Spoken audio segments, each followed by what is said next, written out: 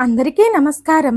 మొదటిసారి మా ఛానల్‌ను చూస్తున్న వారైతే సబ్స్క్రైబ్ చేసుకోండి. పక్కనే ఉన్న బెల్ ఐకాన్‌ను క్లిక్ చేయండి. జై జై శంకర హర హర శంకర. గాయత్రి వీణ సరస్వతి అనుగ్రహం. ప్రముఖ వైణికులు శ్రీమతి వీణా గాయత్రి గారు పరమాచార్య స్వామి వారితో జరిగిన తన అనుభవాన్ని ఇలా చెబుతున్నారు. నాకు 10 సంవత్సరాల వయసప్పుడు కంచిమఠంలో పరమాచార్య స్వామి వారు చేసే చంద్రమౌళీశ్వర పూజలో వీణ వాయించడానికి నన్ను ఆహ్వానించారు.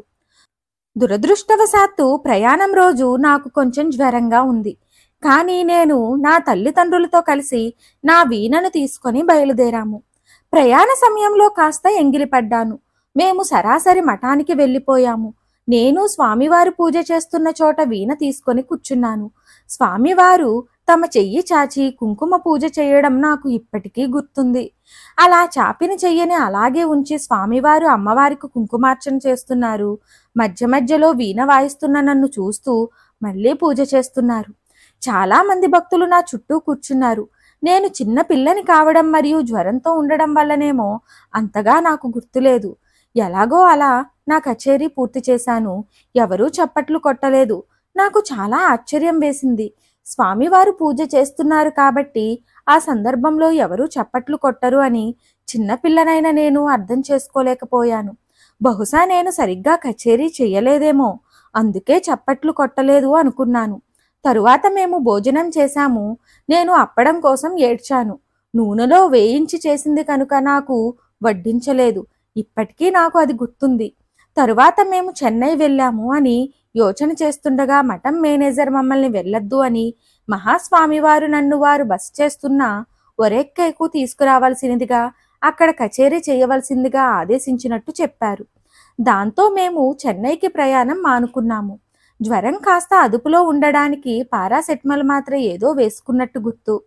స్వామివారు ఆదేశానుసారం ఒక చిన్న పల్లెటూరు ఒరిక్కైకి చేరుకున్నాము. స్వామివారు చిన్న గుడిసెలో బస చేస్తున్నారు. అక్కడ చాలా మంది భక్తులు ఉన్నారు. ఒక మూలన స్వామివారు చేతిలో కర్రతో, అప్పుడు నాకు అది ఒక కర్రలా కనిపించింది, ఆయన 2 కాళ్ళు పక్కకు మడిచిపెట్టి కూర్చున్నారు.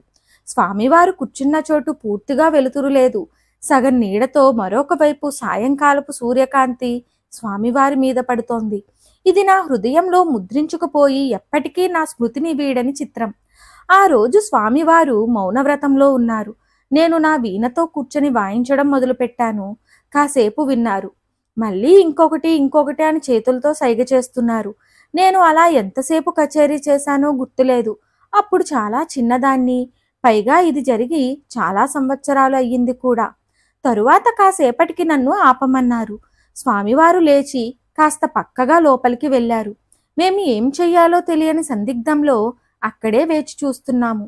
కొద్దిసేపటికి స్వామివారి చేతిలో తులసి విత్తనాలు, లవంగాలు, యాలకులు మరికొన్ని వస్తువులతో తయారు చేయబడి మధ్యలో పెద్ద ప్రణవాకారంలో ఉన్న కిరీటం ఒకటి తీసుకొని బయటకు వచ్చారు. తమ చేతిలో ఉన్న ఆ కిరీటాన్ని నాకు ఇవ్వవలసిందిగా అక్కడున్న వారితో సైగ చేశారు.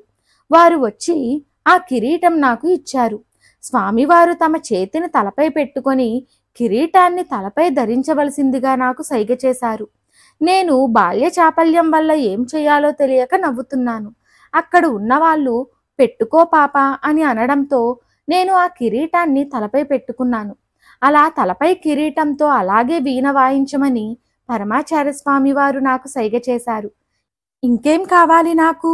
మహోత్కృష్టమైనది ఏదో ఆ పదాన్ని నేను 10 సంవత్సరాల వయసులో పొందాను.